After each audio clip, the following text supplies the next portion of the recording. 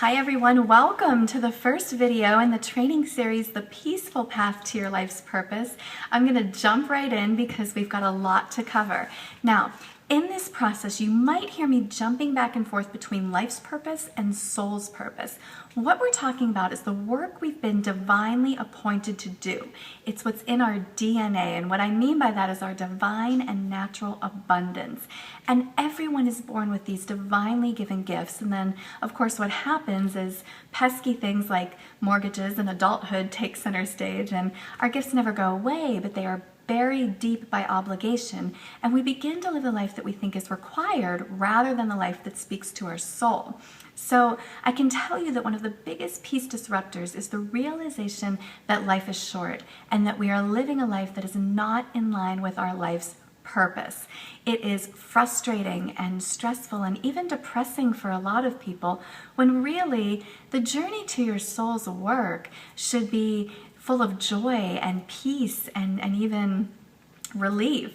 So that's what we're going to do in this series. We're going to take the mystery out of it all and get to the bottom of it. Now, Mark Twain says that the two most important days of your life are the day you're born and the day you find out. And this is what he's talking about, right? How many stories have you heard of people backpacking through Europe to try to find themselves, right? The answers are not out there far away. The answers are right in here, in your heart and in your subconscious. And we just need to dig them out and bring them to the surface. So how do we do that? If you're the note-taking type, this is the time. So when we're talking about our life's purpose, what we're really talking about is feeling, right? Feelings are the motivation for everything we do, right? It's the reason we search for a mate. It's the reason we take a vacation. It's the reason we volunteer, okay? What we're looking for is what you've heard referred to as your happy place, right? It's that happy state. So if you've been on this journey for a long time, you've likely read a lot of the books, you've taken the personality tests, maybe you've done the quizzes that are meant to narrow down your career choice, and all of those things are very well intended, but they're missing a key component. The question you need to ask yourself is not, what do I want to do? The question you need to ask is, how do I want to feel? Okay? We're searching for our feelings, and these are what I call our non-negotiable feelings. That's step number one, defining our non-negotiable feelings. I think Danielle Laporte calls them your core desired feelings, and that's beautiful too. I like non-negotiable because what we're saying is these are the feelings I want to feel every day of my life, and I'm not going to compromise on them. So how do we get that list? You want to narrow it down to 3 or 4 non-negotiable feelings, and there are 3 main ways to define them, and they're fun ways, okay? So the first step is to revisit your childhood, and you've probably heard that one before, but really think about it. Go back to a time when your only goal was to play. Your only job was to make yourself happy, right? You were not bogged down by obligation or financial worries. All you had to do was spend your time doing something that made you happy. What was it? And what did you love about it? How did it make you feel? Okay? The second way is to revisit the happiest times of your adulthood. You want to think back to maybe the 3 or 4 happiest memories you have as an adult. Okay? What feelings from those memories do you want to extract and bring into your current reality? Very important and very fun to do, all right? You're getting time to spend in your most delicious memories, so really dig deep. The third way, and definitely my most, the best way, my favorite, is to visit your daydreams. Now, daydreaming gets a bad rap, but daydreams are vital. Daydreams are blueprints to the life that you wish you were living. So this is where a lot of the personality tests stop, though. They ask you to daydream. They say, okay, what are you doing in that daydream? But we're not worried about what you're doing. We're worried about how what you're doing in that daydream makes you feel. For example, if your go-to daydream has you sitting on a serene beach in front of your beach house, that might be mine. What do you love about that? What feeling do you love? Is it the quiet? Is it the freedom of knowing that you're financially secure enough to sit on that beach whenever the heck you want? Really go below the surface. Find the feeling in that daydream that you want to turn into a reality, okay? And there are no right or wrong answers here. You might find that one of your non-negotiable feelings is to be creative, or to serve, or to feel financially secure, or to feel loved, or to feel, gosh, I'm drawing a blank, but you get the idea. There are no right or wrong answers, and you want to be honest with yourself, okay? That's how you get to the soul's purpose that is uniquely destined for you, okay? So I want to tell you about 2 clients who did these exercises and had great results. The first was a financial director doing very well financially, but not happy. He was working in a small company, nobody underneath him, and we ended up doing the revisit your childhood exercise. And at first he had a hard time. He said, you know, I like to do a lot of things. I like to be captain of the tennis team. I liked to be the lead in the school play.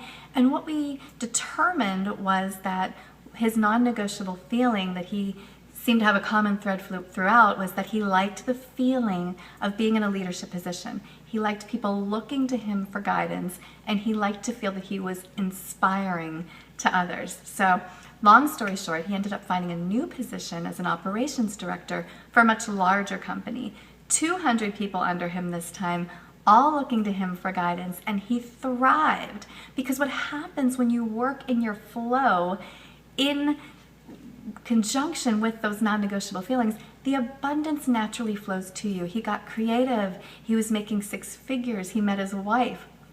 It all starts to flow through you and from you, okay? So I had another client who used the daydream exercise to get to his center. He was a minor league baseball player years ago and did great. He was definitely on track to a major league career, always in the newspapers, always making waves, when unfortunately an injury derailed him completely.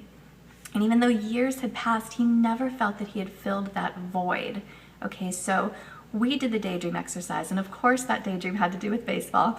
He said in his daydream he was playing in a major league game, all right, and then the crowd was going wild, cheering his name, and kids were asking him to sign their baseballs. And I said, okay, that's great, but don't just see the dream, feel it. What feelings do you want to take from that daydream and bring forth into your reality? And he said, well, I feel important.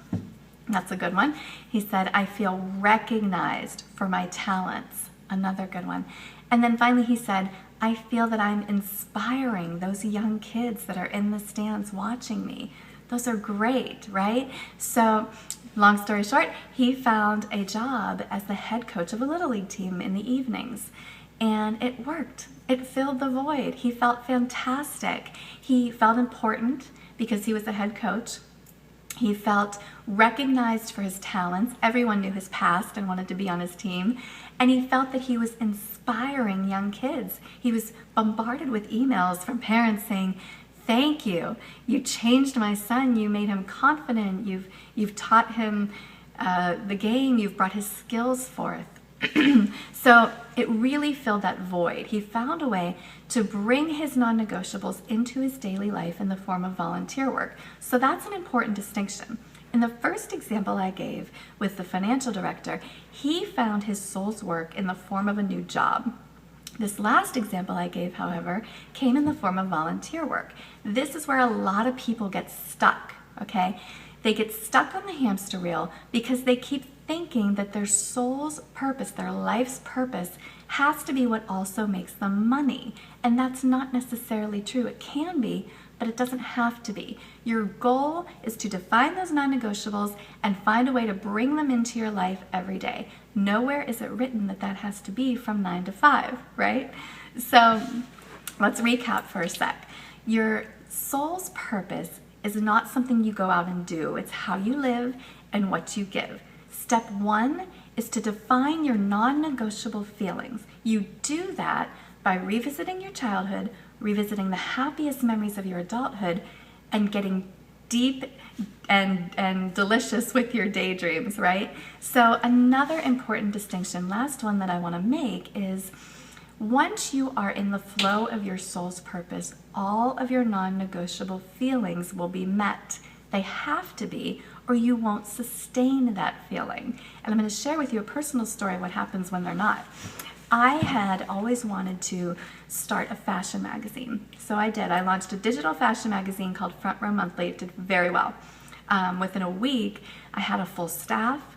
Within the first month, I was working with celebrities like Pam Anderson, Lauren Conrad, the rock group Carmen, Cher Lloyd, the cast of Dancing with the Stars.